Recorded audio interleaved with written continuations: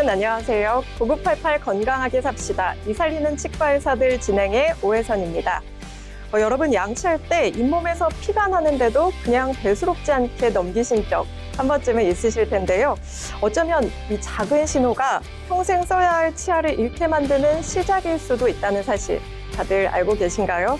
오늘은 성인 치아 상실의 가장 큰 원인, 하지만 통증이 없어 더 무서운 병, 치주염에 대해 자세히 이야기 나눠보겠습니다. 오늘 이 시간에는 치아를 뽑지 않고 최대한 살리는 진료를 위해 노력하고 계신 통합치의학과 전문의 진혜민 원장님 모셨습니다. 원장님 어서 오세요. 안녕하세요. 반갑습니다. 네, 반갑습니다. 원장님, 이 치주염이란 말을 많이 들어보긴 했는데 정확히 어떤 병인지 모르시는 분들이 많으신 것 같아요. 치주염이 무엇인지 처음부터 차근차근 자세하게 설명 부탁드리겠습니다. 네, 치주염은 치아를 감싸고 있는 잇몸과 치조골, 즉 치주 조직에 발생하는 만성 염증성 질환입니다. 충치가 치아 자체를 손상시키는 질환이라면 치주염은 치아를 지탱하는 구조를 서서히 무너뜨리는 병이라고 이해하시면 됩니다. 대부분의 치주염은 잇몸에만 염증이 있는 치은염 단계에서 시작되며 이 시기에 제대로 치료받지 않으면 염증이 점점 깊어져 치아를 감싸고 있는 치조골까지 손상시키게 되고 최악의 경우에는 치아가 흔들려 발치를 해야 되는 상황에 이를 수도 있습니다. 그렇군요. 그런데 원장님, 이 통증이 있어야만 치주염이라고 볼 수 있는 건가요? 치주염은 통증이 없어도 이미 상당히 진행된 경우가 매우 많습니다. 염증이 서서히 진행되기 때문에 신경을 자극하지 않는 한 통증이 거의 없고 이 때문에 환자들이 병을 인지하지 못한 채 방치하는 경우가 종종 있습니다. 그래서 치주염은 조용히 진행되는 병이라고 표현되기도 하며 통증이 없다고 안심하는 것이 오히려 가장 위험한 신호일 수 있습니다. 네, 통증이 없어서 더 위험한 병인데요. 그럼 이런 치주염의 가장 큰 원인은 무엇인가요? 치주염의 가장 핵심적인 원인은 치태와 치석입니다. 치태는 세균과 음식물 찌꺼기가 결합된 막 형태의 물질로 양치가 충분하지 않으면 치아와 잇몸 경계 부위에 쌓이게 됩니다. 이 치태가 단단해지게 되면 치석이 되는데요. 이 치석에는 세균과 음식물 찌꺼기가 더 쉽게 붙을 수 있어서 지속적인 염증을 유발하고 치아를 잡고 있는 치조골을 녹이게 됩니다. 여기에 흡연이나 당뇨, 스트레스나 면역력 저하 같은 전신질환이 더해지면 치주염의 진행 속도는 훨씬 더 빨라진다고 볼 수 있습니다. 네, 그럼 이 치주염이 있을 때 나타나는 대표적인 증상들은 뭐가 있을까요? 초기에는 양치할 때 잇몸에서 피가 나고 잇몸이 붓거나 입냄새가 심해지는 경향이 있습니다. 질환이 진행될수록 잇몸이 내려가서 치아가 길어 보이고 치아 사이가 벌어져 보이며 씹을 때 불편한 통증이 생길 수 있습니다. 말기 단계에서는 치아가 흔들리고 고름이 나오거나 심한 경우 자연 탈락할 가능성도 높습니다. 그렇군요. 근데 또 스케일링을 자주 하면 이 치주염이 낫는다고 생각하시는 분들도 꽤 계신데요. 맞는 이야기인가요? 일정 부분은 맞기도 하고 아니기도 합니다.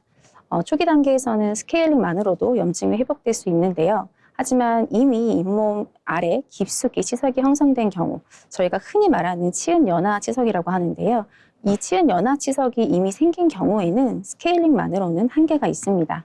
그래서 이 경우는 마취를 하고 치은연화에 안 좋은 치석이나 염증 조직을 긁어내는 치근 활택술이나 치주 소파술, 필요시에 치주 수술이 반드시 병행되어야 합니다.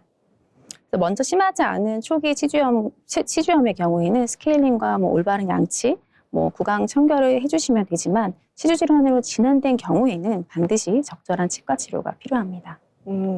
네, 잇몸 깊이 치석이 형성된 경우에는 병원을 먼저 찾으시는 것이 좋을 것 같은데요. 그럼 먼저 잇몸이 아직 건강하다라고 하면 어떤 관리가 필요할까요? 잇몸이 건강한 단계에서는 염증이 없거나 아주 경미한 상태로 치아를 지탱하는 잇몸과 잇몸뼈가 정상적으로 유지되고 있다고 볼 수 있습니다. 이 단계에서 가장 중요한 치료이자 예방법은 바로 스케일링입니다. 스케일링은 치아 표면과 잇몸 경계에 붙어있는 치석과 세균 덩어리를 제거하는 치료로 겉으로 보기에는 문제가 없어 보여도 반드시 정기적으로 받기를 권유드립니다. 또한 스케일링 단계에서 눈에 보이지 않는 치은연화 치석이 발견되거나 심한 염증이 발견되면 자연스럽게 주치의가 치주 치료를 권하게 되므로 치주 질환이 심각하게 진행되는 것을 미리 예방할 수 있습니다. 또한 아무리 양치를 잘해도 치석은 누구나 자연스럽게 생길 수밖에 없는데요. 그래서 스케일링은 잇몸 질환을 예방하는 가장 기본적인 치료라고 할 수 있습니다.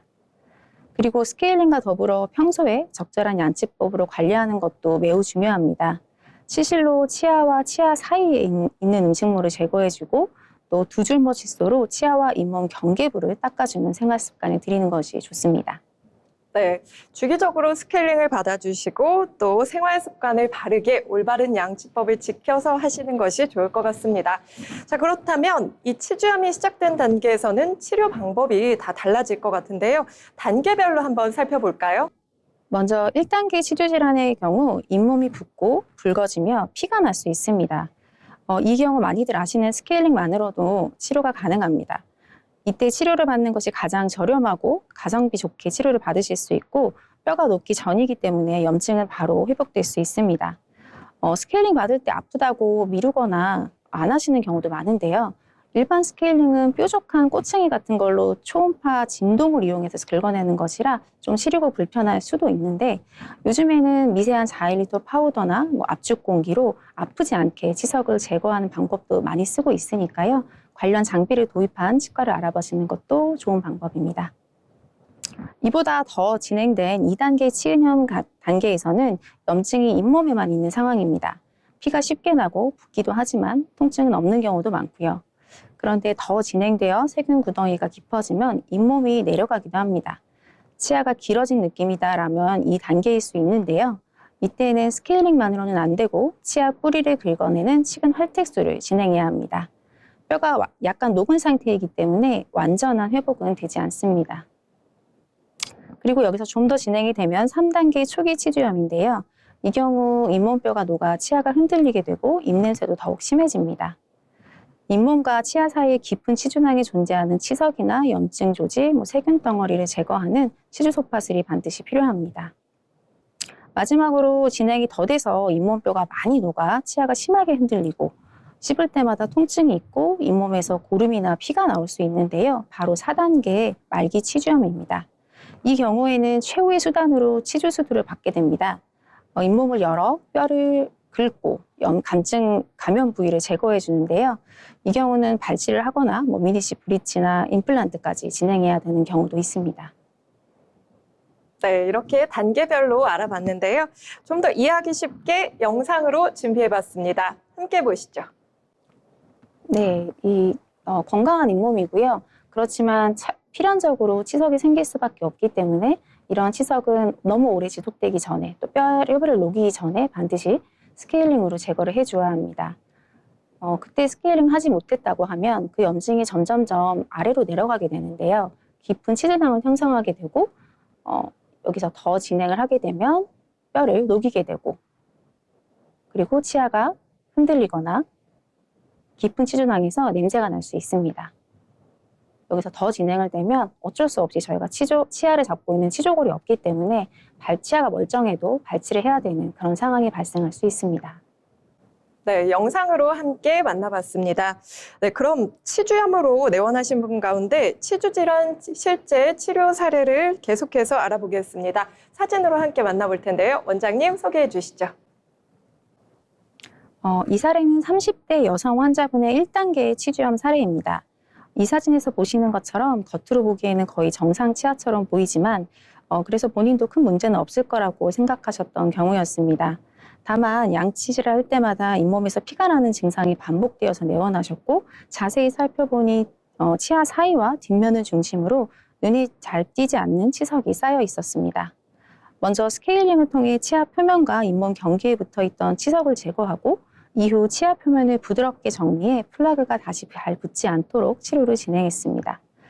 추가로 미니시 솔루션을 적용해 치아 표면을 매끄럽게 복구하면서 기능적인 개선뿐만 아니라 치아 위생 관리에 훨씬 쉬운 상태로 만들어 주었습니다. 이렇게 초기 단계에서 치료를 진행하면 잇몸 출혈은 빠르게 사라지고 치주염이 더 진행되는 것을 효과적으로 막을 수 있습니다. 이 사례는 조기 발견과 적절한 치료로 좋은 결과를 얻은 대표적인 경우라고 할 수 있습니다. 네, 초기에 발견하셔서 예후가 좋은 사례였는데요. 자, 그럼 2단계로 넘어가면 어떻게 변화가 나오는지 한번 살펴보도록 하겠습니다. 다른 분의 사례를 보면서 계속해서 이야기 나눠보겠습니다. 원장님, 2단계는 어떤 변화가 있는 걸까요? 이 사례는 40대 여성 환자분의 2단계 치은염 사례입니다. 내원 당시에는 양치할 때뿐만 아니라 평소에도 잇몸에서 자주 피가 났고 입냄새가 심해서 일상생활에서 불편함을 좀 느끼고 계셨습니다. 사진을 보시면 치아 아랫부분과 치아 사이사이를 중심으로 치석이 상당히 많이 쌓여 있는 것을 확인할 수 있는데요. 이 단계에서는 겉으로 보이는 치석뿐만 아니라 잇몸 안쪽 깊은 곳에도 세균과 치석이 자리 잡고 있는 경우가 많습니다.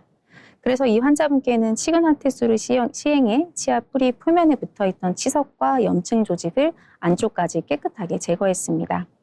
중간 사진을 보시면 치석을 제거한 후 치아 사이 삼각형 공간이 좀 넓어 보이는데 이는 그동안 치석이 그 틈을 메우고 있었기 때문이고요. 이 상태에서는 음식물이 쉽게 끼고 관리가 조금만 소홀해도 치석이 다시 빠르게 쌓일 수 있으며 치아 뿌리가 많이 노출되면서 시린 증상도 함께 나타날 수 있는데요. 그래서 단순히 염증 치료에서 끝나지 않고 미니시 솔루션을 통해 치아 사이 틈을 자연스럽게 복구해서 음식물 끼임을 줄이고 위생관리가 훨씬 수월해지도록 치료를 진행했습니다. 특히 이 환자분은 영업직에 종사하고 계셔서 고객을 직접 상대할 때가 많았는데 치아 색과 이미지에 대한 고민이 크셨어요.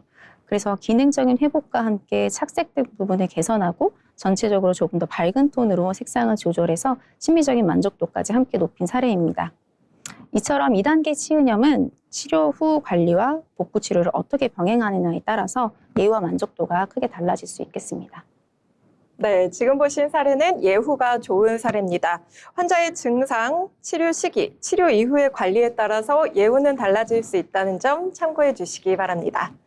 네, 계속해서 다른 분의 사례도 더 보도록 하겠습니다.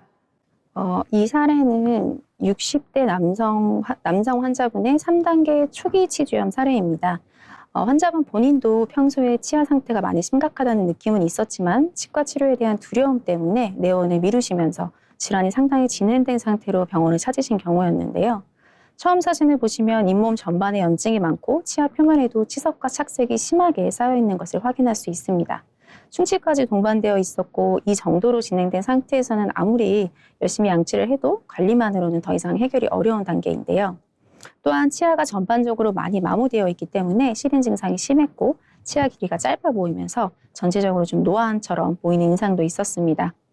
이 환자분께는 먼저 치주소파술을 시행해서 잇몸 안쪽 치아 뿌리 깊숙한 곳에 남아있던 염증 조직과 치석을 제거했고요. 가운데 사진이 바로 치주소파술을 진행한 이후의 모습입니다. 이후 충치 치료를 병행했는데 치아 표면이 울퉁불퉁한 상태로 남아있으면 다시 플라그가 쉽게 달라붙을 수 있기 때문에 미니시 솔루션을 통해서 치아 표면을 최대한 매끄럽게 정리하고 착색도 함께 개선하는 치료를 진행했습니다. 또한 마모로 인해 짧아 보였던 치아 길이를 자연스럽게 보완해주면서 시린 증상을 완화하고 전체 인상도 한층 밝게, 젊게 만들어드렸습니다. 마지막 사진은 상악과 하악 모두 치료가 완료된 모습인데요. 이 환자분의 경우에는 잇몸 염증 개선을 위해 약물 치료와 함께 항염 재생 주사 치료를 병행하면서 전반적인 치주 상태를 안정화시키는 방향으로 치료를 진행했습니다. 이 사례는 3단계의 치주염이라고 하더라도 적절한 시기에 적극적인 치료를 병행하면 치아 기능과 외형을 상당 부분 회복할 수 있다는 점을 보여주는 좋은 사례입니다. 네, 3단계 사례까지 함께 살펴봤는데요. 앞에서 원장님께서 치주염 4단계는 말기라고도 설명을 해주셨는데요. 실제로 어떤 환자분들이 병원에 오시는 걸까요? 치주염 4단계로 내원하시는 분들 중 상당수는 이미 오랫동안 잇몸 출혈이나 붓기를 경험했지만 큰 통증이 없어서 치과 치료를 미뤄왔던 경우들이 많습니다. 처음에는 단순히 양치할 때 피가 나는 정도였는데 시간이 지나면서 치아가 흔들리고 음식을 씹기 어려워진 뒤에야 치과를 찾으신 경우인데요. 이 단계에서는 이미 잇몸뼈가 굉장히 소실이 많이 되어 있기 때문에 환자분 본인도 치아를 살릴 수 있을지에 대한 불안감을 크게 느끼고 오십니다. 네, 맞아요. 크게 불안감을 느끼실 것 같은데요. 실제 사례를 하나 들어서 설명해 주실 수 있을까요? 네, 이 사례는 60대 남성 환자분의 4기 말기 치주염 사례입니다. 먼저 치료 전 사진부터 보시면 잇몸이 전반적으로 심하게 내려가 있고 치아를 지탱하는 잇몸뼈가 상당 부분 소실된 상태였습니다. 치아 사이에는 깊은 치석과 염증이 오래도록 쌓여 있었고 그로 인해 치아가 흔들리면서 음식을 씹는 기능 자체가 많이 떨어져 있는 상황이었고요. 이 단계에서는 잇몸 출혈이나 통증보다도 씹기 어렵다, 치아가 빠질 것 같다라는 불안감으로 내어나는 경우가 많습니다. 이제 중간 사진을 보시면 치주 수술을 진행한 직후의 모습입니다. 잇몸을 절개해 시야를 확보한 뒤 잇몸 깊숙이 남아있던 치석과 염증 조직을 직접 제거했습니다. 이 과정은 단순히 겉을 깨끗하게 하는 치료가 아니라 더 이상의 치조골 소실을 막고 치주 상태를 안정화시키기 위한 필수적인 단계입니다. 필요한 부분에는 치조골 재생을 돕는 처치도 함께 진행했습니다. 마지막으로 치료 후 사진을 보시면 잇몸 염증이 눈에 띄게 줄어들고 치아 주변 조직이 한층 안정된 것을 확인할 수 있습니다. 치아를 완전히 이전 상태로 되돌릴 수는 없지만 흔들림이 줄어들고 일상적인 식사가 가능할 정도로 기능을 회복한 상태입니다. 이 환자분의 경우에도 시술 수술 이후에 정상적인 유지 치료와 철저한 관리가 병행되었고 그 결과 남아있는 치아를 최대한 보존할 수 있었습니다. 이 사례는 4단계 말기 치주염이라고 하더라도 포기하기보다는 적극적인 치료와 관리를 통해 치아를 지키는 선택지가 남아있다는 점을 보여주는 사례라고 할 수 있습니다. 네, 지금 보신 사례는 예후가 좋은 사례입니다. 환자의 증상, 치료 시기, 치료 이후의 관리에 따라서 예후는 달라질 수 있다는 점 참고 부탁드립니다. 자, 4단계 우리 치주염, 말기 치주염 함께 살펴봤는데요. 이런 경우엔 이제 바로 치주 수술을 하게 되는 걸까요? 그렇습니다. 치주염 4단계에서는 잇몸 깊숙이 염증 조직과 치석이 광범위하게 퍼져 있기 때문에 잇몸을 절개하지 않고서는 병변을 완벽하게 제거하기가 힘듭니다. 치주 수술은 잇몸을 절개해 시야를 확보한 뒤에 깊은 곳에 남아있던 치석과 염증 조직을 직접 제거하는 치료이고요. 필요한 경우에는 치조골 재생술을 병행하거나 도저히 살리기 어려운 경우에는 발치를 결정하기도 합니다. 그렇군요. 자, 그럼 치주 수술을 하면 잇몸이나 뼈가 다시 원래대로 돌아오는 건가요? 많은 분들이 이 질문을 가장 궁금해 하시는데요. 치주염 4단계에서 시행하는 치주 수술의 목표는 완벽한 회복이라기보다는 상태의 안정화에 가깝습니다. 이미 소실된 잇몸뼈를 100% 되돌리기에는 한계가 있지만 수술을 통해 염증을 제거하고 더 이상의 뼈 손실을 막아 남아있는 치아를 최대한 오래 사용할 수 있도록 돕는 것이 핵심 목표입니다. 즉 치주 수술은 치아를 새 것처럼 만드는 그런 치료라기보다는 치아를 지키기 위한 마지막 방어선이라고 이해하시면 됩니다. 네, 치아를 지키기 위한 마지막 방어선. 잘 들었습니다. 자, 그럼 치주 수술 후에는 어떤 점을 가장 조심해야 할까요? 치주 수술 후에는 무엇보다도 철저한 관리가 중요합니다. 수술만으로 모든 문제가 해결되는 것이 아니기 때문에 이후 정기적인 검진과 유지 치료가 반드시 필요합니다. 특히 올바른 양치 습관, 적절한 구강 위생 용품의 사용과 더불어 정기적인 스케일링 여부에 따라서 예후가 크게 달라질 수 있고요. 환자분께서 관리에 좀 더 적극적으로 참여하실수록 수술 결과도 훨씬 안정적으로 유지될 수 있습니다. 네, 그렇군요. 이 치주 수술은 후에도 적극적으로 관리가 필요하다고 합니다. 그럼 제일 중요한 건데요. 이 치주염을 예방하기 위해서는 어떻게 해야 할까요? 잇몸에서 피가 난다고 오히려 그 부분에 양치를 안 하시는 분들도 계신데요. 피가 안 날 때까지 더욱더 철저한 관리가 필요합니다. 하루 2, 3회의 올바른 양치질과 치아와 치아 사이를 닦기 위한 치실과 치간 칫솔의 사용, 그리고 치아와 잇몸 경계부를 닦기 위한 두 줄모 칫솔의 사용과 더불어 정기적인 스케일링이 가장 중요합니다. 그래서 치주염은 예방과 관리가 치료의 핵심인 질환입니다. 네, 맞습니다. 예방과 관리가 치료의 핵심인 질환인 치주염에 대해서 알아봤는데요. 원장님, 마지막으로 시청자분들께 꼭 전하고 싶은 이야기가 있다면 한마디 해주세요. 치주염 4단계까지 진행이 되면 치료가 훨씬 복잡해지고 또 선택의 폭도 많이 줄어들게 됩니다. 그래서 잇몸 출혈이나 붓기처럼 사소해 보이는 증상일수록 더 빨리 치과를 찾는 것이 중요합니다. 치주염은 조기에 발견하면 간단한 치료로도 충분히 관리할 수 있지만 말기까지 진행되면 치주 수술이라는 큰 치료가 필요해진다는 점 꼭 기억해 주셨으면 합니다. 네, 건강한 잇몸이고요. 그렇지만 필연적으로 치석이 생길 수밖에 없기 때문에 이런 치석은 너무 오래 지속되기 전에 또 뼈를 녹이기 전에 반드시 스케일링으로 제거를 해줘야 합니다. 그때 스케일링 하지 못했다고 하면 그 염증이 점점점 아래로 내려가게 되는데요. 깊은 치주낭을 형성하게 되고 여기서 더 진행을 하게 되면 뼈를 녹이게 되고 그리고 치아가 흔들리거나 깊은 치주낭에서 냄새가 날 수 있습니다. 여기서 더 진행을 되면 어쩔 수 없이 저희가 치아를 잡고 있는 치조골이 없기 때문에 발치아가 멀쩡해도 발치를 해야 되는 그런 상황이 발생할 수 있습니다. 치주질환 단계별 치료 방법에 대해서 좀 더 자세하게 설명드리겠습니다. 먼저 1단계의 치주질환의 경우에는 잇몸이 붉고 붉어지며 피가 날 수 있습니다. 이 경우에는 많이들 하시는 스케일링만으로도 치료가 가능한데요. 이때 치료를 받는 것이 가장 저렴하고 가성비 좋게 치료를 받으실 수 있고 뼈가 녹기 전이기 때문에 염증은 바로 스케일링만으로도 회복이 가능합니다. 스케일링 받을 때 아프다고 또 시리다고 미루시는 분들이 많으신데요. 일반 스케일링은 뾰족한 꽃쟁이 같은 걸로 초음파 진동을 이용해서 치면을 긁어내는 것이라 좀 시리고 불편할 수도 있는데요.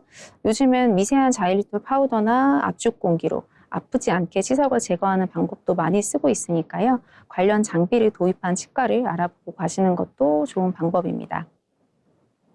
이보다 더 진행된 2단계 치유염 같은 경우에는 염증이 잇몸에만 있는 상황입니다.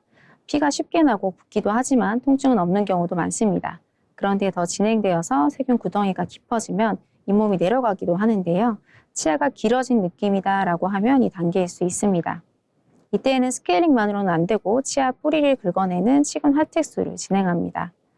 치근 표면을 부드럽게 만들어서 염증이 재부착하거나 재발되는 것을 방지하는 그런 시술이라고 생각하시면 됩니다. 하지만 뼈가 약간 녹은 상태이기 때문에 완전한 회복은 되지 않고요. 여기서 좀 더 진행이 되면 3단계 초기 치주염인데요. 이 경우 잇몸뼈가 녹아서 치아가 흔들리게 되고 입냄새도 더욱 심해집니다.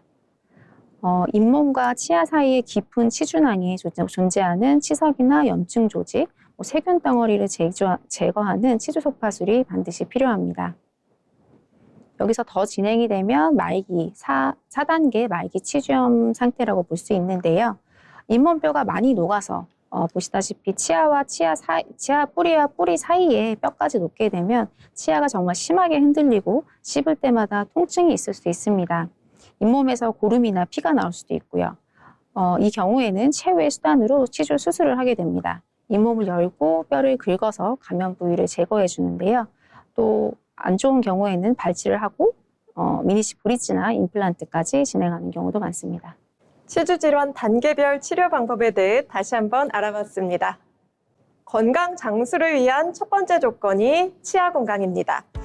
치주염, 작은 문제 같지만 심하면 치아를 잃을 수도 있는 질환인 만큼 평소에 구강 관리 잘 하시고요. 정기적인 치과 검진도 꼭 받으시기 바랍니다. 그럼 저희는 다음 시간에 다시 찾아뵙겠습니다. 시청해주신 여러분 고맙습니다.